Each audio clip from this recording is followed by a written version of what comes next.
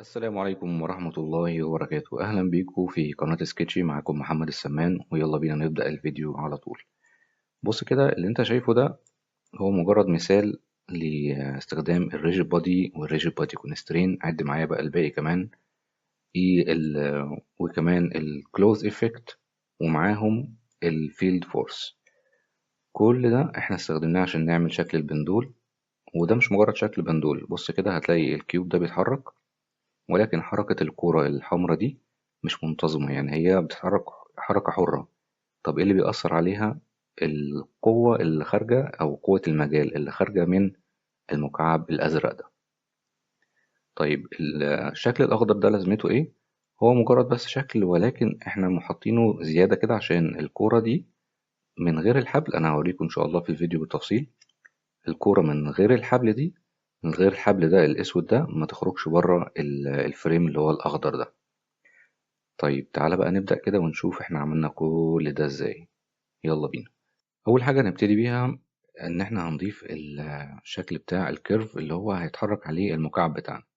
طيب تعالى كده بقى نبتدي شيفت اد. عن طريق إن أنا بدوس على شيفت ايه، هتلاقي كل اللي أنا بضغط عليه بيظهر تحت في الشكل الأصفر ده اللي هو شكل الماوس. لو دوست على الكليك شمال، بص كده هتلاقي كليك شمال بينور معاك، كليك يمين نفس الكلام بينور معاك. طيب البلية بس هي اللي ايه مش هتظهر غير لو انا دوست عليها، لكن الحركة بتاعتها مش هتظهر معاك، هيبان بس ايه تأثيرها كده.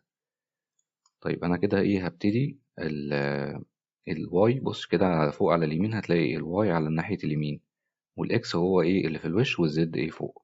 الزد موجب هو اللي فوق، والواي موجب هو اللي في اليمين. طيب انا هدوس على شيفت اد وهضيف السيركل بتاعتنا، وادوس على جي زد وارفع الشكل بتاعي كده ايه لفوق. انا بس عايز ابعد عن الخط الاخضر ده عشان ما يضايقنيش وانا ايه ببص على المنظور اللي هو بزاوية ده.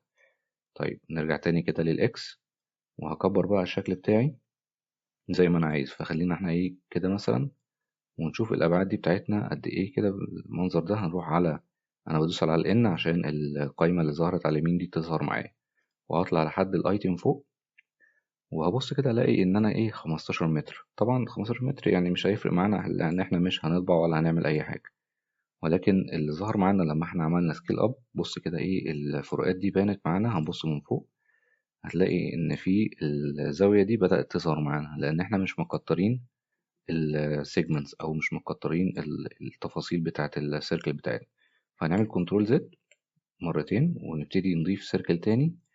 ومن هنا كده تحت على الشمال قبل ما تختفي منك هنخلي دي مثلا ايه 40. خليها 40، وبعد كده ايه نكبر بقى ونشوف الوضع. متهيألي كده أفضل شوية. ونيجي كده ونعمل برضو ايه جي زد ونرفع لفوق. تمام.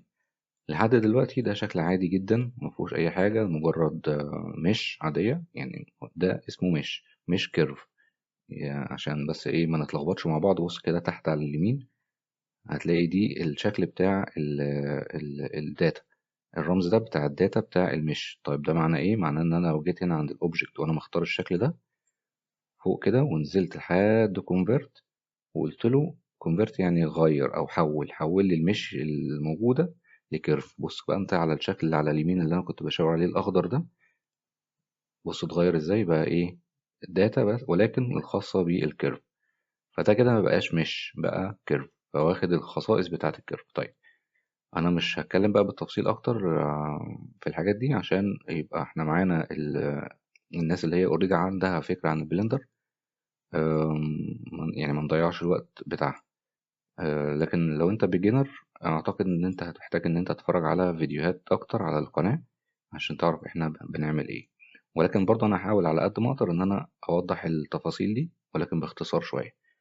طيب احنا كده بقى معانا الكيرف بتاعنا. انت عشان تعمل الحركة بتاعت الكيوب اللي احنا كنا بنعملها دي، اللي هو بيلف حوالين شكل معين، مش لازم يكون دائري.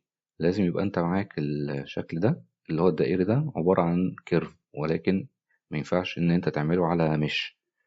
فعشان كده احنا حولناه لكيرف. هنبتدي بقى نضيف المكعب بتاعنا. هنبص تاني من الدايركشن ده، وهنضيف او هنخلي الكرسر ده عند ال النقطة الصفرا دي. عن طريق ايه؟ عن طريق ان انا ادوس على شيفت اس وكرسر تو سيلكشن. طيب ليه عملنا كده؟ عشان لما نيجي نضيف بقى الكيوب شيفت اد، الكيوب يظهر على طول فين؟ فوق. واحنا في المكان ده كده بص، انا هاجي عند الفيزيكس، لا الكونسترين واقول له فولو باث، وبعد كده هختار من هنا السيركل. طبعا السيركل دي مش هتظهر لو كان لسه الدايرة واخدة السبيكس او الخصائص بتاعة المش. وبعد كده هقول له انيميت باث. بص بقى اللي حصل، بعد تماما عن الايه المكان اللي كان فيه. طيب، وانا سايب كده انيميت باث زي ما هي كده، هبتدي بقى اثبت الواي ده، وابتدي اغير ايه فوق واحده واحده كده، واشوف الوضع فيه ايه. وتعالى نشغل التايم لاين عشان نشوف التأثير هيبقى عامل ازاي. فانا هشغل التايم لاين كده من هنا، مفيش حاجه بتحصل. بص كده مفيش حاجه بتحصل. فانا هغير هنا، بيلف معانا، بيلف بس بعيد شويه. طب ده زد لأ، دول لأ برضو. هنجرب كده واحدة واحدة ونقرب شوية، هنثبت على الواي ونجرب الباقي. تمام، مفيش أي حاجة إيه اشتغلت معانا.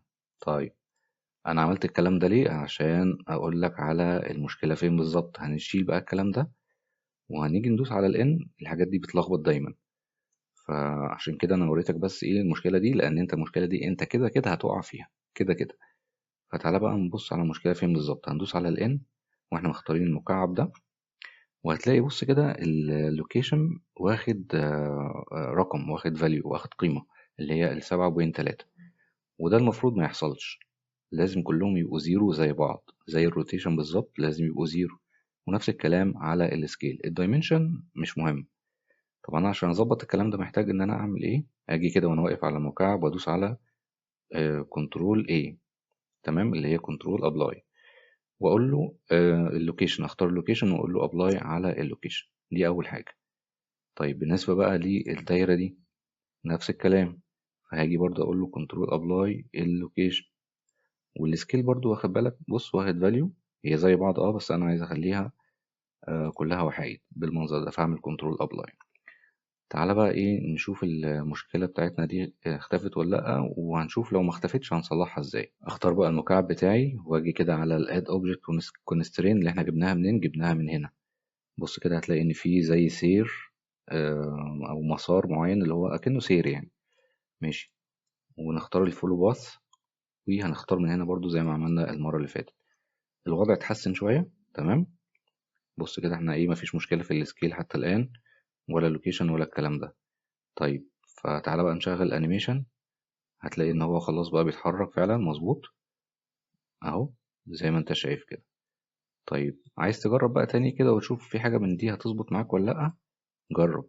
بس يعني ايه، انا بجرب قدامك اهو، وبقول لك ان مفيش حاجة ايه هتظبط معاك. طب الحل ايه؟ تعالى بقى اقول لك الحل ايه. هتيجي كده وانت في الدايركشن بتاعك عادي اللي هو احنا ابتدينا بيه، وترجع تاني في التايم لاين. اهم حاجة ترجع تاني في التايم لاين لحد واحد، وهتروح على الايديت مود. قبل ما نروح على الايديت مود بص كده معايا، المكعب فين؟ المكعب اهو فوق. طب النقطة الصفراء بتاعته فين؟ النقطة الصفراء بتاعته اهي، اللي هي الاوريجين بتاعه، تمام. طيب احنا عايزين ده يبقى هنا. هتيجي تعمل كده هتلاقيها بتتحرك معاك، النقطة الصفراء برضو بتتحرك معاك. طب عشان تجيب بقى ده هنا لازم تروح للإيديت مود. طيب، هندوس بقى على الجي واحنا مختارين المكعب ده، وبعد كده زد، وتنزل لحد تحت. ماشي، ممكن بقى يعني انت تحطه كده، ترفعه فوق شوية، تنزله تحت شوية، زي ما انت عايز. طيب، تبص من فوق عشان تتأكد، هتلاقي كل الدنيا ايه تمام. طيب تعالى بقى نرجع تاني للأوبجكت مود. هتلاقيه بص بقى في مكانه. تعالى بقى نشغل يا باشا الأنيميشن اهو، تمام كده. يبقى احنا كده ايه، عملنا اول حاجة معانا وشفنا المشاكل اللي هتقابلنا وحليناها مع بعض. نرجع بالتايم لاين كده لأول حاجة تاني. ماشي، الخطوة اللي جاية ايه بقى؟ الخطوة اللي جاية ان احنا هنضيف الكرة بتاعتنا اللي هي بتاعت البندول. هندوس على شيفت اد وهنضيف السفير، تمام. واحنا مش محتاجين ان السيجمنتس تكون عالية كده. بص 32، انا ممكن اخليها كام؟ ممكن اخليها رقم كبير، بس يعني بالنسبة لك انت على حسب امكانيات جهازك. طب انا بقول لك الكلام ده ليه؟ لان اي داتا احنا مش محتاجينها احنا مش عايزين نعملها، عشان ما نتقلش الفايل بتاعنا. دي كده ايه معلومة عامة ممكن نطبقها على اي حاجة بعد كده. طيب انا هخلي الكلام ده على 18 مثلا، انا مستكفي بال 18 مش محتاج اكتر من كده. طيب حلو، عايزين بقى الكرة دي تتحرك. طب هنعملها ازاي؟ بص بقى كده، انا دلوقتي عندي الشكل ده. قبل ما نحرك الكورة احنا هنطبق القاعدة بتاعتنا اللي هي بتاعت الابلاي لاي حاجة هنا واخدة فاليو. طب هنعمل ده ازاي؟ زي ما قلنا كنترول ابلاي. عايز تعمل اول ترانسفورم مرة واحدة اعمل، مفيش مشكلة. طيب احنا بقى هنروح على الفيزيكس عشان نشتغل بقى ايه في الحاجات اللي هي ليها علاقة ببعض والحركة والديناميك موفمنت. هنروح على الفيزيكس كده ونختار من هنا الريجيد بودي. الكرة دي بتتحرك معايا، فانا هخليها ايه، او هي دي اللي انا عايزها تتحرك. فانا هخليها، خد بالك انا قلت لك ان انا عايز الكرة دي تتحرك، انا عايزها تتحرك يعني مش انا اللي هحركها. انت فاهم قصدي؟ في فرق. طيب فانا هاخد الكرة دي كده واخليها على الاكتف، ونخلي الشكل ده من هنا على شكل السفير. عايز تسيبها كونفكس هالة دلوقتي سيبها مفيش مشكلة. طيب حلو، تعالى بقى نشغل انيميشن هتلاقي الكرة ايه مع السلامة وقعت مننا. طيب ليه الكلام ده؟ لان هي واخدة اكتف. حلو، لو نزلنا تحت هنا ورحنا على الدي اكتيفيشن وعملنا كده وعملنا كده ونشغل هتلاقي الكرة ثبتت معاك، الا لو جه مؤثر خارجي واثر عليها. الا لو جه مؤثر خارجي واثر عليها. ايه بقى اللي هيأثر على الكرة دلوقتي؟ المكعب وهو على وضعه كده، اي نعم هو بيلف ولكن مفيش اي فورس او حاجة، قوة او مجال طالع منه يأثر على الكورة. بص خد بالك انا قلت حاجتين، مفيش اي قوة او اللي هي الفورس يعني، ولا مجال بيأثر على الكورة. طب انا قلت كلمتين اللي هم فورس وفيلد، يعني القوة والمجال. تعالى كده بقى في الفيزيكس هتلاقي حاجة اسمها فورس فيلد موجودة فوق اهي، فاحنا هنختارها وهننزل على الخصائص بتاعتها هنلاقي حاجة اسمها الفورس.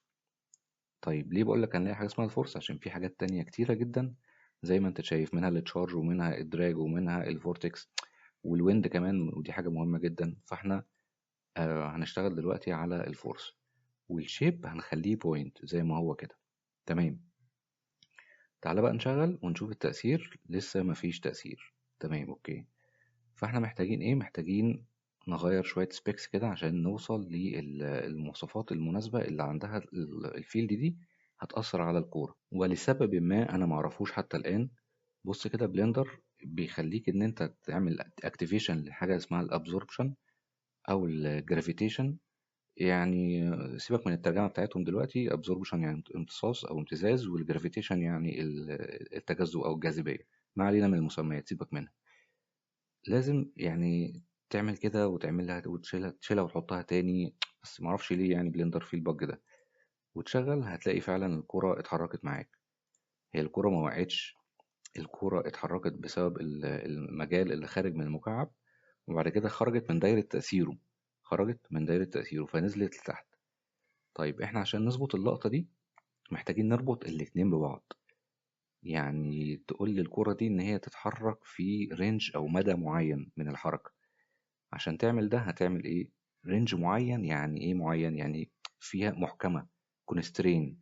يبقى معنى الكلام ايه؟ ان احنا عايزين نعمل حاجة اسمها ريجيد بودي كونسترين اللي احنا اتكلمنا عليها في الفيديوهات اللي قبل كده، وهسيب لك اللينك بتاعها. طيب يبقى احنا عشان نربط الاتنين ببعض، دي اوريدي واخدة فيزيكس اكتف، ودي واخدة فيزيكس، لا دي لسه مش واخدة فيزيكس. فاحنا محتاجين ايه؟ نضيف لها الفيزيكس بتاعت الريجيد بودي. فاحنا واحنا مختارينها كده هنقول له انا عايز بقى دي تبقى واخدة كمان ريجيد بودي. ولكن دي انا مش يعني احنا محتارين دلوقتي ما بين الاكتف والباسف. احنا قلنا الكورة دي هيبقى في مؤثر خارجي عليها هيخليها هي اللي تتحرك، تمام. ولكن ده انا اللي مديله الحركة بنفسي، يبقى انا هخليه باسف لان انا اللي مديله الحركة بنفسي. مفيش مؤثر خارجي عليه هو اللي هيخليه يتحرك. حلو. ولكن احنا عندنا المكعب ده، انا قلت لك ان انا مديله حركة، فعايز اعرف الفيزيكس اللي هي الريجيد بودي ان انا مديله حركة، فهقول له ان هو انيميتد. طيب حلو، ده مكعب معايا انا ما غيرتش في شكله، شكله مازال منتظم، فهقول له ايه بوكس.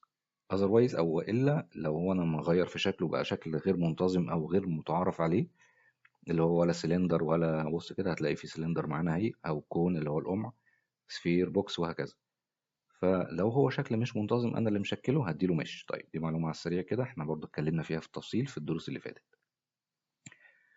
وهنا عند السنسيتيفيتي انا هخلي الكوليجن ده 0.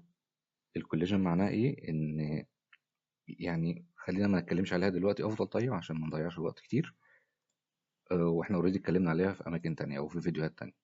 طيب هنا برضو نفس الكلام، خليها 0 كده. ماشي، تعال نشغل بقى الفيديو بتاعنا اهو، او التايم لاين بتاعنا. برضو الكورة وقعت لسه، احنا ما ربطناش ما بينهم اللي هو الكونسترين. طيب انت عايز تربط ايه بايه؟ انا عايز اربط الكورة بالمكعب. تمام، فانا اخترت الكورة الاول وبعد كده المكعب. وهاجي عند الاوبجكت واقول له فين بقى الريجيد بادي؟ اهي الريجيد بادي اهي. انا عايز اربط كونكت، عايز اربطهم ببعض بالمنظر ده، فانا ربطت الاتنين ببعض. شايف اللي ظهر تحت ده؟ انا عامل كنترول زد تاني كده اهو. وبص انت على اللي هيظهر بقى تحت خالص، ريجيد بادي ده ظهر معايا اهو.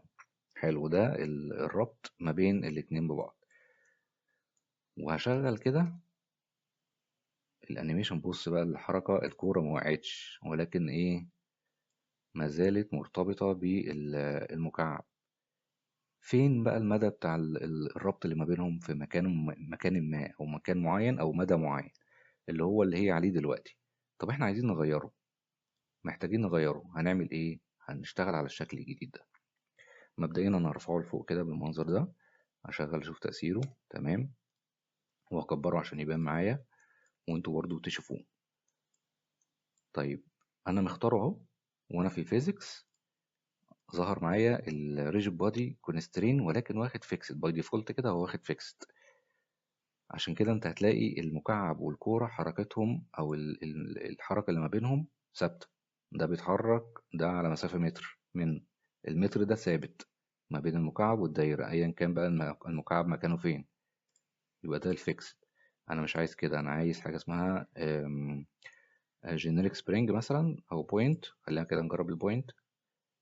ماشي، بوينت شغالة، بس ايه، بص بيطلع فوق ونازل وحاجات غريبة بتحصل. فانا خليني دلوقتي على الجينيريك سبرينج ونشغل كده. نزل لتحت، رايح فين ده؟ رايح مشوار. طيب هنرجع تاني كده ونتحكم بقى ايه في الجينيريك. اول مشكلة عايزين نخلص منها، بص ان الكرة ايه بتنزل لتحت وبتقع كده، بتنزل لتحت جامد. في اتجاه ايه؟ في اتجاه الزد. بص الزد فوق اهو. فاحنا عايزين نخلص من الحركة الغريبة اللي هي بتتحرك على الكورة. فاحنا مختارين التلاتة دايركشنز دول بتوع الكونسترين. هتلاقي اول حاجة عندك، انا طلعت فوق خالص اهو، احنا مختارين الجينيريك سبرينج.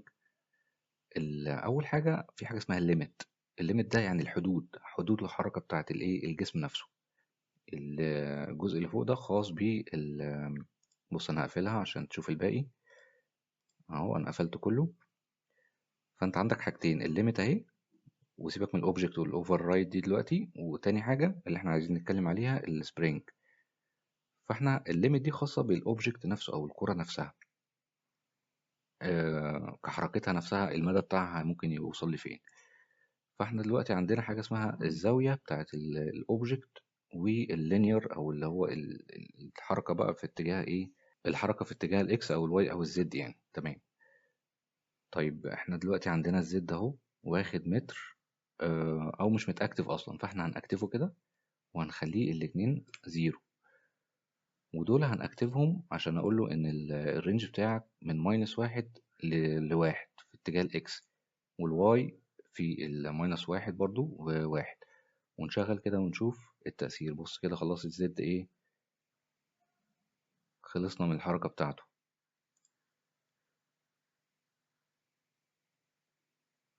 ولكن لسه عندنا في حركة غريبة بتحصل. شايف الكرة بتلف ازاي؟ الكرة نفسها كجسم بيلف معانا. طيب فانا هاجي كده عند الزد واقول له انا عايز دول كمان ب0 واشغل. لسه ما ظبطتش معانا. طب اعمل ايه تاني؟ هاجي كده عند الزاوية دي والزاوية دي وهخليهم اقل ما يمكن. هخليهم مثلا ايه، -1، ودي هخليها 1.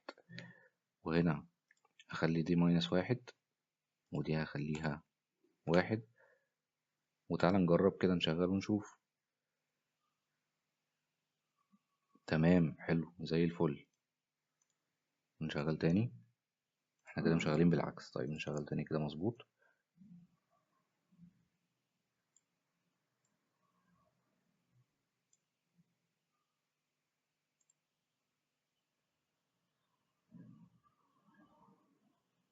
هنلاقي ان فعلا الدنيا بدأت تظبط معانا كويس جدا.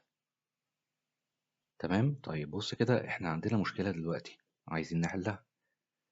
المشكلة ان الكيوب بيتحرك حركة دائرية، وفي نفس الوقت في قوة خارجة من المكعب بتأثر على الدايرة، فالدايرة بتخرج من المدى برضو اللي أنا عايزه. أنا عايز برضو المكعب يفضل يأثر على الكورة بحركة عشوائية، ولكن في مدى أو نطاق معين أضيق من كده كمان، محكم عن كده كمان. بص كده بس، عشان قبل ما أطلع من الجزئية دي، أنا السبرينج هنا مش فارق معايا، فخليته كله إيه، أصفار زي ما أنت شايف. طيب الشكل ده كده شغال، بس أنا مش عايز كده، أنا عايز برضو أحكم الدنيا شوية. فهعمل إيه؟ أنا هفض بقى الشراكة اللي ما بين الاتنين دول كده. انا مش عايز دي دلوقتي، فهدوس على اختارها وادوس على اكس. وده مش مشكله، خليه زي ما هو، مش هيعمل لنا اي مشكله، خليه ريجيد بودي وباسيف، مفيش مشكله. يجي بقى الدور بتاع اللي هي الجزء الاخضر، اللي هي الحلقه الخضراء اللي انا كنت وريتها لكم في الفيديو في البدايه. تعال نضيفها مع بعض. بكل بساطه هتيجي كده تقول له شيفت اد، وهتضيف الشكل اللي هو التورس ده. وقبل ما تخرج من السبيكس بتاعته اللي هي تحت على الشمال دي، تعالى نضيق بقى الشكل بتاعنا او نقلل السيجمنتس. زي ما قلت لكم، احنا كل داتا زيادة عن اللازم احنا مش محتاجينها، فهنخلي دي مثلا 18 كده. والراديوس، ميجر راديوس ده هنكبره بالمنظر ده، وليكن ايه، احنا فين الكيوب بتاعنا؟ الكيوب بتاعنا اهو. فاحنا عايزين نكبر بقى كده الشكل بتاعنا، وبعد كده هنكبر في اتجاه الزد بالمنظر ده كده، اس زد، ونسحب بالماوس. مش هنكبر عن كده، بس خليني اكتب السكرين كي تاني. طيب احنا قلنا ايه بقى؟ عايزين نربط ما بين السفير الكورة وما بين الشكل ده. فانا هضطر ان انا ادي للشكل ده الريجيد بادي، ولكن هخليها ايه، باسف، لان انا مش عايزها تتحرك، هتفضل مكانها. وهنا طبعا زي ما قلت لكم هخليها مش، لان الشكل ما بقاش منتظم. تمام. طيب ودي كده كده واخده الريجيد بادي اكتف، فانا هختار دي زي ما عملنا في الكيوب، هختار دي، وبعد كده وانا دايس على الشيفت هختار دي، واروح على الاوبجكت واقول له كونكت ما بين الاتنين وبعض. طيب ظهر فين بقى الدايركشنز بتاعتنا؟ ظهرت هنا اهي. فانا هاخدها كده وارفعها جي زد، وارفعها ايه لفوق بالمنظر ده، وممكن اكبرها كمان لو عايز. طيب حلو. تعالى بقى ايه، نظبط اللي احنا كنا ظبطناه قبل كده في الجينيريك سبرينج بالمنظر ده. نعدي عليهم بقى بسرعة. هنخلي دي ماينس واحد، ماينس واحد كده بالمنظر ده اهو. هي اخدت ماينس ماينس فبقت موجب، ماشي. ماينس اللي هو سالب، اوكي. ودي كمان نفس الكلام، هناخد دي ماينس واحد، ودي هنخليها واحد، اوكي. ودي زيرو، ودي زيرو. تمام. دبل كليك او كليك وزيرو. انا هاكتف دي وهاكتف دي، ودي هخليها متأكتفة، بس هخلي دي زيرو وهخلي دي زيرو. طيب تعالى كده نشغل ونشوف الوضع هيبقى عامل ازاي. تمام. الوضع بقى افضل بكتير، ولكن الحركة مش قوية. بص كده، في حركة بس مش قوية. تعالى نبص من فوق افضل. طيب عشان نظبط بقى الكلام ده هنعمل ايه؟ هقول له ان انا عايز المدى بتاع الحركة نفسها يكون أوسع شوية. فأنا ممكن أزود من هنا، أخلي دي مثلا اتنين. تعال نجرب الاتنين كده. ودي هخليها برضو اتنين. خد بالك التأثير مش هتشوفه غير لما التايم لاين يرجع من الأول تاني أهي. فأنا هفتح لكم التايم لاين دلوقتي. نيجي هنا كده ونشد لفوق، ونختار من هنا التايم لاين، وهنقلل بقى من هنا. هنخلي دي مثلا ايه على 50، عشان نقلل التايم لاين ريبيتنج، يعني يخلص بسرعة ويتعاد من أول وجديد، عشان نلاحظ الفرق. طيب هنا كده تمام. نشغل بقى ونبص من فوق، واحنا باصين من فوق كده هنحاول نغير ونشوف التأثير. طب ما نخلي القوة بتاعة الفيلد فورس أهدى شوية. هنخليها مثلا ايه 100، ونشغل ونشوف. نزود من هنا شوية عشان ندي لنفسنا مجال أو فرصة إن احنا نشوف. بص كده الأول أهي، لما المكعب جه هنا، الكيوب راح الناحية التانية. نزود التايم لاين شوية ونشوف بالتدريج كده، واحدة واحدة. خليها 200 اهي، ونرجع من أول تاني. تمام. طيب افرض ان انا عايز اوسع المدى كمان اكتر. هاجي من هنا كده، احنا مخليناش دي 2. تمام، هنخليها 2 اهو، او نخليها بالمرة 3. هنخليها بالمرة 3. ممكن نزود من هنا او نسحب كده بالايه، بالسهم 3. ودي برضو هنخليها ماينس 3.6.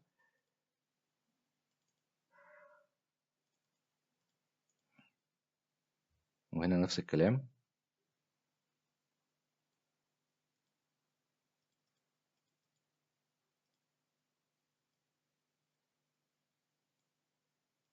طيب انا عايز اخلي القوة برضو ايه اهدى شوية من كده. فهنيجي على الفورس فيلد. فين احنا الفورس فيلد؟ فين؟ فوق هنا اهي. وهنخلي السترينث وليكن مثلا ايه 50. ونشغل. بس انا برضو حاسس ان في حاجة مش مظبوطة. بص كده، لا يعني انا عايزها تتأثر، الكرة تتأثر تأثير مباشر واسرع من كده. فانا ممكن اجي على الفورس فيلد هنا واغير البوينت، اخليها every point. بص بقى كده، شوف التأثير بقى مباشر وفعال ازاي، وبرضو في الحدود بتاعتنا. تمام. انت بقى عايز تزود المدى، ممكن تغير زي ما احنا كنا بنغير كده المدى بتاعنا. تمام. نيجي بقى للجزء، جزء الكلوزس اللي هو الحبل اللي كان فوق ده وماسك الكورة أكنه البندول يعني.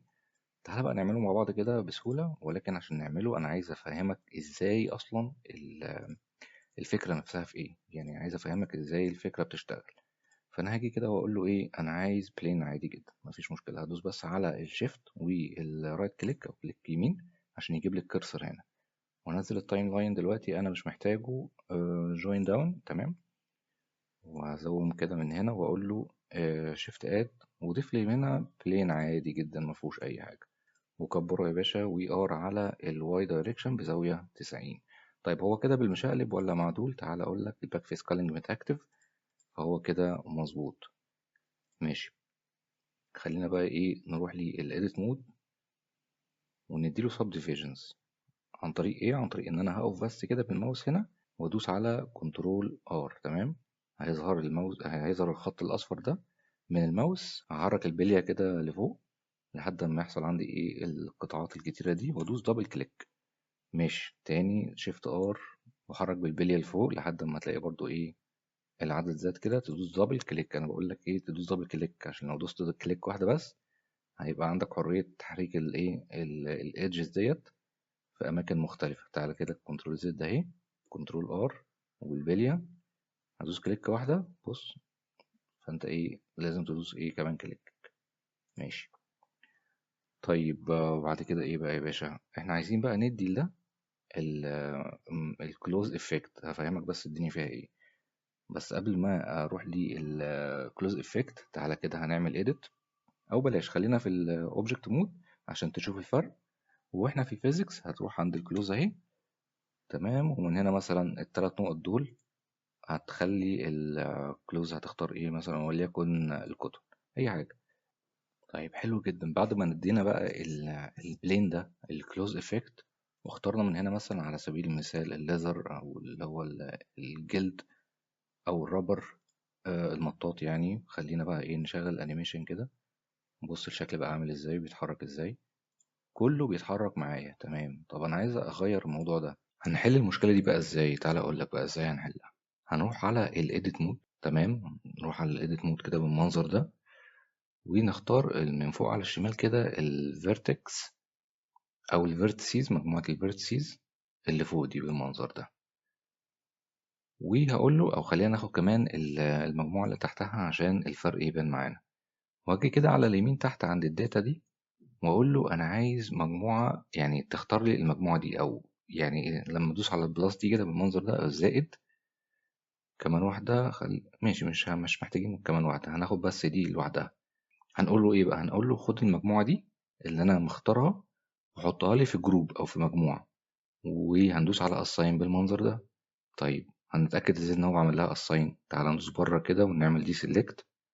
وانا واقف على الجروب ده هقول له select. تمام. فجاب لي ايه selection عليهم تاني.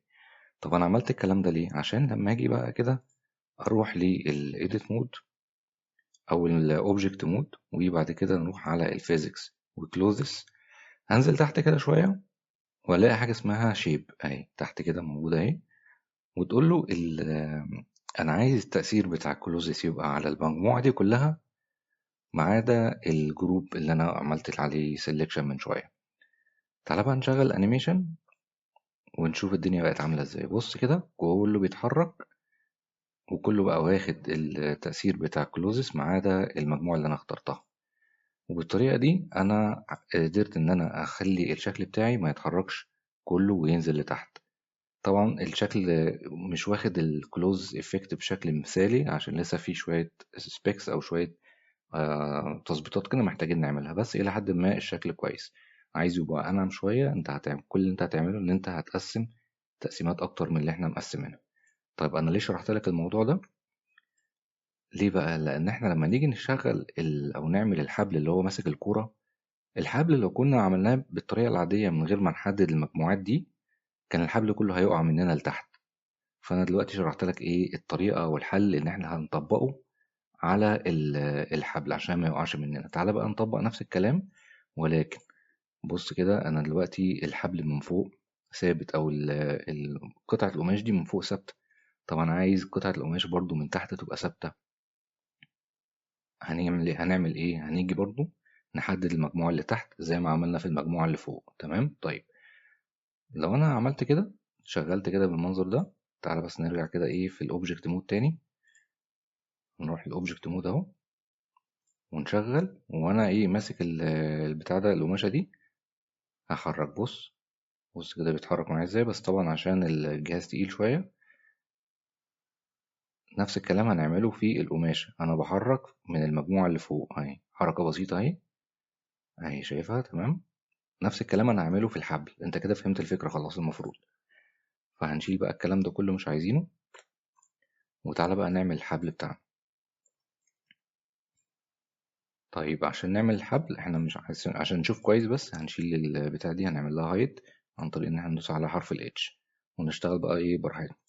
احنا عايزين الكرسر بتاعنا يبقى هنا، فهندوس على شيفت اس وكرسر تو سيلكشن. هو كده نزل الكرسر تحت عشان الاوريجن بتاع الاوبجكت اللي هو الكرة دي تحت. طب مش مشكلة. هنعمل ايه بقى؟ هنضيف الكيوب بتاعنا او اي حاجة انت عايزها وهتشكل بيها الحبل بتاعك. فانا هضيف مثلا ايه، تعالى نعمل سلندر مثلا. تعالى نعمل سلندر. فين السلندر اهي. وقبل ما نطلع من السليكشن بتاع السلندر هنيجي كده ونقول لا انا مش عايز بقى كل الدوشة دي، هنخليهم 16 بس عشان زي ما قلنا مش عايزين نتقل الدنيا. طيب وبعد كده هنعمل ايه؟ هناخد البتاع ده ونحطه فوق كده، السلندر دي هنحطها فوق، ونعمل سايز داون بقى للسلندر بحيث ان هي تبقى واخدة شكل حبل الى حد ما بالمنظر ده، وهننزلها ايه لتحت. تمام. نروح بقى للإيديت مود وناخد نروح للإكس راي ونختار الجزء اللي فوق ده ونروح على الفيس. تمام. يبقى احنا كده مختارين الفيس. طيب نطلع من الإكس راي مود وهنعمل بقى ايه اكسترود في اتجاه الزد اللي فوق. هو كده كده معلم على الزد مفيش مشكلة، وتطلع لحد فوق هنا مثلا بالمنظر ده اهو. تمام ماشي. هننزل دي تحت شوية احنا مش عايزينها دلوقتي. اوكي. هتختار بقى الإدج من هنا وهتروح على كنترول ار وانت واقف هنا كده، والبلية تحرك لفوق لحد ما تزود عدد القطع معاك. تمام. ممكن برضو ايه ما عملناش دبل كليك، نعمل دبل كليك اهي واحنا هنا كده. تمام. وعايز تزود برضو هنا في الجزء اللي تحت ده ممكن تزود عادي. تمام. بس الافضل كان يبقى كله بنفس المسافات اللي ما بينهم، بس مش مشكلة. طب حلو. يبقى احنا كده ايه دي قطعة القماش اللي احنا كنا عاملينها من شوية. تمام. تخيل معايا المنظر. طيب عايزين بقى نروح نديها ايه المجموعة اللي احنا اديناها في قطعة القماش لمجموعة الفيرتسيز اللي فوق. فاحنا هنختارها من فوق كده واحنا في الاكس راي مود عشان نختار الجزء اللي في الوش اللي احنا شايفينه والجزء اللي احنا مش شايفينه من الناحية التانية. فهناخد المجموعة اللي فوق دي كده. تمام. والمجموعة ايه اللي تحت كمان، ما تنساش المجموعة اللي تحت. اوكي. وهتروح على الداتا دي وتعمل مجموعة جديدة وتقول له ايه assign. عايز تتأكد ان انت تمام هتعمل دي select وتعمل select. تمام. اوكي. طيب حلو. وبعد كده هنعمل ايه بقى؟ هنيجي كده ونقول له انا عايز بقى ادي للاسطوانة دي الكلوز افكت، وهتخليها مثلا رابر او ليزر، اي حاجة زي ما انت عايز، شوف المناسب ليك واعمله. وتعالى نشغل انيميشن. تمام ماشي. تعالى بقى نعمل ابلاي سكيل والكلام ده كله للاوبجكت بتاعنا. هنروح على كنترول ايه، انا بحب اعمل ابلاي للسكيل كده بالطريقه دي، وبعد كده ابلاي للروتيشن من هنا. بالنسبه للوكيشن بقى بنزل تحت عند اللوكيشن تو دلتا واعمل كده. تمام هنشغل. ماشي. في حاجه لسه مش مظبوطه، اللي هي ايه بقى بالظبط كده؟ ان احنا لسه ما نزلناش تحت في الكلوز وقلنا له اعمل تطبيق او استثني المجموعة دي من الفيرتيسز في الافكت بتاع الكلوزز. تعالى بقى نشغل كده. تمام بص كله بيتحرك ما عدا ايه؟ المجموعة اللي تحت اهي والمجموعة اللي فوق كمان. طيب لحد كده ممتاز جدا. اللي احنا عايزين نعمله ايه بقى؟ عايزين نربط المجموعة الجزء اللي تحت ده، الجزء اللي تحت بالكورة. تمام. فعشان نعمل ده هنروح للإيديت مود. بس انا هعمل حاجة بقى تانية. بص هعمل ايه؟ هاجي كده واضيف مكعب تاني، شيفت اد، واضيف المكعب ده واصغره كده بالمنظر ده، وبعد كده جي زد وارفعه لفوق لحد ما يبقى هنا. ماشي. عايز تنزله تحت كمان شوية مفيش مشكلة، نزله اهو. نروح بس الاكس راي مود عشان نشوف احنا بنعمل ايه. الكرة دي انا هخفيها دلوقتي. تمام لحد كده ممكن تبقى الدنيا لذيذة. ماشي. هنسمي ده اللور كيوب. ماشي عشان في كيوب تاني هنعمله فوق. وتعالى ناخد ايه، نعمل شيفت دي كده وزد ونرفع الكيوب لفوق. وده هيبقى الكيوب بتاعنا الجديد اللي هو هنعمل كده ريليس كده ونختار تاني. بص هو سموهولك لور كيوب واحد، فاحنا لا احنا هنخليه ابر كيوب. تمام. عايزين بقى نربط المجموعة اللي تحت دي، المجموعة اللي تحت. هنروح بس ايه نشغل الاكستريم مود وناخد المجموعة اللي تحت اللي انا بقولكوا عليها دي نربطها بالكيوب اللي تحت. هنعمل ده ازاي واحنا واقفين كده ومختارينها؟ هتروح على الفيرتسيز وتعمل حاجة اسمها هوك تو نيو اوبجكت. الهوك ده اللي هو عامل زي السنارة، عارف انت السنارة بيبقى فيها كده ايه؟ الهوك اللي تحت ده تعالى اوريهولك على شكله عامل ازاي على اليمين اهو. شايف المخطاف ده؟ هو ده شكل الهوك، بيشبك كده في حاجة فاحنا عايزين نشبكه. فاحنا قلنا له ايه؟ هوك تو نيو اوبجكت. فعمل لي ايه؟ عمل لي الشكل اللي هو الزائد ده.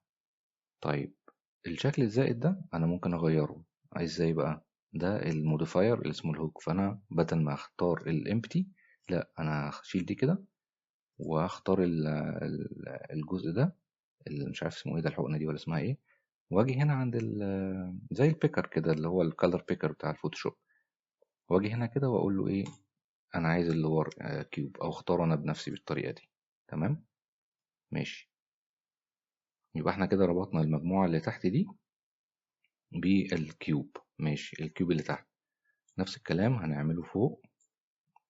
هناخد المجموعه اللي فوق دي، وليكن خلينا نزود العدد مش مشكله عادي، او نرفع الكيوب لفوق زي ما احنا عايزين. بص انا هعمل ايه دلوقتي؟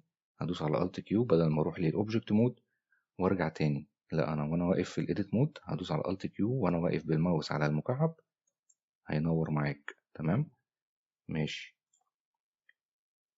طيب احنا كنا عايزين نرفعه لفوق بس يعني مش مشكلة، خلينا بقى نروح للاوبجكت مود ونرفعه كده على بعض. ماشي. نروح بقى للايديت مود تاني والاكس راي اهي. هناخد المجموعة دي واحنا في الفيرتسيز اهي. وهنعمل ايه؟ هندوس بقى على F3. بص بقى F3 بتعمل ايه؟ بتجيب لك كل الحاجات اللي انت ممكن تستخدمها. عايز تكتب بقى هوك اهي اكتبها، ونيو اوبجكت اهي. تمام. عمل لك السهم وزود لك موديفاير اسمه هوك اهو. هنشيل دي وناخد البيكر ونختار المكعب اللي فوق. لحد كده زي الفل. نروح بقى على الاوبجكت مود كده ونجيب الكرة تاني. فين الكرة اهي؟ السفير. وتعال نشغل نشوف اللي احنا عملناه ده جاب نتيجة ولا لأ. بس نعمل شيدو سموث ونشغل. لسه. ليه بقى؟ المكعب ملوش علاقة بالكورة حتى الآن. احنا عايزينه بقى يبقى ليه علاقة بالكورة أو يتحرك مع الكورة. هنعمل ايه؟ هناخد الكيوب احنا مختارينه اهو، وندوس على الشيفت ونختار الكورة. وبعد كده ايه يا باشا، هتدوس على كنترول بي وأوبجكت، ولكن أوبجكت وكيب ترانسفورم. تمام ماشي. تعالى بقى نرجع كده تاني، وفي حاجة محتاجين نعملها واحنا مختارين الحبل ده. هنروح على الفيزيكس وننزل تحت شوية عند فين الكاش اهي الكاش. هتلاقي حاجة اسمها ايه فريمز ان ميموري او 31 فريم ان ميموري. احنا عايزين نشيل الكلام ده كده. هتيجي تقف هنا كده عشان تعمل ريسيت. يعني هتقف هنا على الازرق وتدوس رايت كليك او كليك يمين وتعمل ريسيت، بقت زيرو اهي. ماشي. تعال نشغل ونجرب.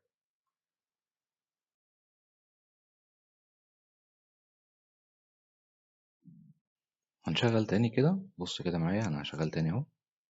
هتلاقي في حاجة مش مظبوطة لسه. يا ترى ايه هي بقى؟ مش هتتخيل بقى مدى سهولة حل المشكلة دي عامل ازاي. يعني احنا كده بص، تعالى هقول لك بس ايه المشكلة فين بالظبط، عشان عايزك تعرف ازاي تفكر في اي مشكلة شبهها بعد كده. احنا دلوقتي هنشغل الانيميشن بتاعنا. فهو عمل ايه؟ اللي فوق دي تمام ما فيهاش مشكلة زي ما انت شايف كده، ولكن المشكلة تحت. طيب لو رحنا للموديفاير، هو البرنامج بيشتغل ازاي؟ شوية أوامر بينفذها، ولكن بينفذها ايه بالترتيب. فاحنا أول حاجة حصلت إن هو عمل هوك فوق، تمام، ولكن ما عملش هوك تحت. هو اكتف الكلوز افكت قبل ما يعمل هوك تحت، اللي هو المخطاف اللي تحت ده. طب احنا كده عايزين الترتيب يختلف. عايزينه الأول يعمل هوك فوق أو يستثني المجموعة اللي فوق والمجموعة اللي تحت من الكلوز افكت، وبعد كده يطبق الكلوز افكت اللي هو تأثير الملابس. تمام. يبقى احنا هنختار كده واحنا مختارين الحبل، هنروح على الموديفايرز. هنلاقي الترتيب كالآتي. هو الأول كان ماشي، خلينا كده ننزل لتحت كده شوية. ده أنهي واحد؟ ده أنهي هوك؟ ده اللور، وبعد كده كلوز، وبعد كده الأبر. تعال نشغل. الدنيا ظبطت اهي تمام اهي. تعالى كده نرجع تاني. هل هيفرق معانا الهوك اللي فوق كترتيب من الهوك اللي تحت؟ يعني اقصد اقول لك ايه اللي احنا لو عملنا كده هيفرق معانا. تعالى نشغل. مش هيفرق معانا لان الجزء اللي فوق ثابت. هو احنا بس كنا محتاجين نأكتف الترتيب ده، اللي هو الهوك بتاع الجزء اللي تحت يتأكتف الاول، وبعد كده الكلوز افكت يتأكد. لكن الهوك بتاع الجزء اللي فوق ده مش هيبقى فارق معانا قوي. طيب الشكل ده مش واقعي قوي بتاع الحبل. طب او ممكن يبقى افضل من كده. هو واقعي ولكن ممكن يبقى افضل من كده. عشان نظبط حاجة زي كده محتاجين نعمل ايه؟ نرجع تاني كده ونختار الايه زي ما احنا مختارين الحبل، ونروح على الفيزيكس. عايز بقى انت تغير من هنا، تخلي بدل ما هو رابر تخليه ليذر اللي هو الجلد، او كوتون. تعال نجرب الكوتون كده ونشغل.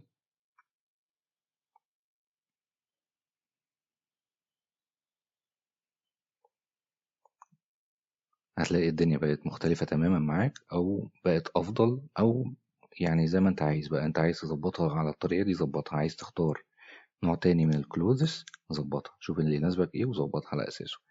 طيب انت كده فهمت الفكرة. تعالى بقى نرجع كده التورس ونشغل المجموعة دي تاني.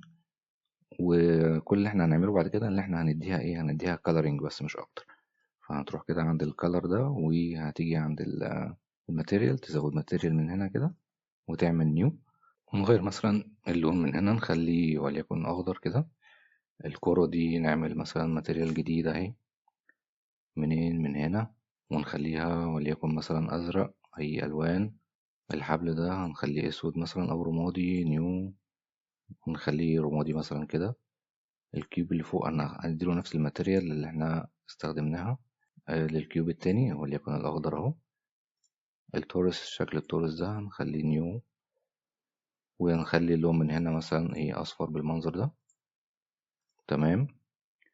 وممكن نعمل بقى شكل الكيوب اللي احنا كنا عاملينه كخلفية ده، واحنا باصين في الاتجاه ده كده. هنعمل شيفت اد ونضيف البلين بتاعنا زي ما احنا عايزين، او خليه كيوب. ونكبر الكيوب جي زد، نرفعه لفوق كده شوية وبعد كده نكبره على الآخر زي ما احنا عايزين. تمام. واحنا في الايديت مود هناخد الفيس ده، نختار الفيس ده والفيس ده ونشيلهم مش عايزينهم خالص اهو. وبالشكل ده كده يبقى احنا معانا ايه الكيوب المتفرغ جي زد، نرفعه لفوق. تمام. عايز بقى تديله ماتيريال برضو مفيش مشكلة، اديله الماتيريال اللي انت عايزها، وليكن مثلا ايه لبني اهو، يبقى لون مريح للعين كده شوية. وحاول دايما تختار ألوان مريحة للعين، يعني مثلا لون كده عندك آم، الهيو فيه عالي أوي، يعني فاقع كده ممكن يأذي العين. خليك في الألوان اللي هي البسيطة شوية أو الهادية، الساتوريشن بتاعها قليل، عشان ما تكونش مزعجة لبعض الناس يعني. طيب هيبقى ناقص معانا الكيوب ده، مش مشكلة، ممكن نسيبه على اللون ده أو نديله لون أبيض عادي زي ما هنديله كده دلوقتي بسرعة اهو. وممكن بقى نشيل من هنا كده الاوفرلاي ده ونشغل الانيميشن بتاعنا. بس هنحتاج ان احنا نعمل سيف للبروجكت عشان الجهاز بقى تقيل جدا. الرسالة اللي انا عايز اقولها لك بقى ايه؟ ما على الرسول الا البلاغ المبين. طيب معناه ايه الكلام ده وايه علاقته ببلندر؟ معناه ان انا مجرد اللي انا عملته لك ده مجرد يعني عملت حالة من الوعي ليك ولنفسي طبعا. ليه؟ عشان أنا مش عايز أقول لك أفكار بعينها تطبّقها، يعني ما ينفعش أقول لك إيه، هنعمل الفيديو بتاع الإعلان ده بالشكل الفلاني، لأ أنا بادّيك المعلومة الpure أو اللي هي إيه، مجردة من أي أفكار، عشان أنت تاخد المعلومة دي وأنت تطبّقها بقى بالشكل اللي أنت عايزه، تعمل الأفكار الإبداعية اللي أنا هاحتاج منك إنك تقول لي عليها في الكومنتات، إيه الأفكار اللي جات في بالك كده وإحنا إيه شغالين. وتشكِّل زي ما أنت عايز، لكن لو حفّظتك المعلومة أنت مش هتقدر تطبّق غير المعلومة اللي أنا ادّيتها لك فقط لا غير. تمام؟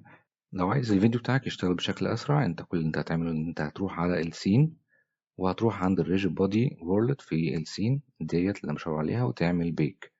تمام؟ عشان هتلاقي الجزء ده بيحمّل معاك كده، وتيجي تشغّل هتلاقي الفيديو بيشتغل معاك بشكل أسرع. ولكن إحنا هنعمل bake ده بعد ما نخلّص كل حاجة إحنا عايزين نعملها، وده هيبقى الشكل في الآخر زي ما أنت شايف. أشوفكوا الفيديو اللي جاي إن شاء الله، وما تنسوش اللايك والسبسكرايب للقناة. والسلام عليكم ورحمة الله وبركاته.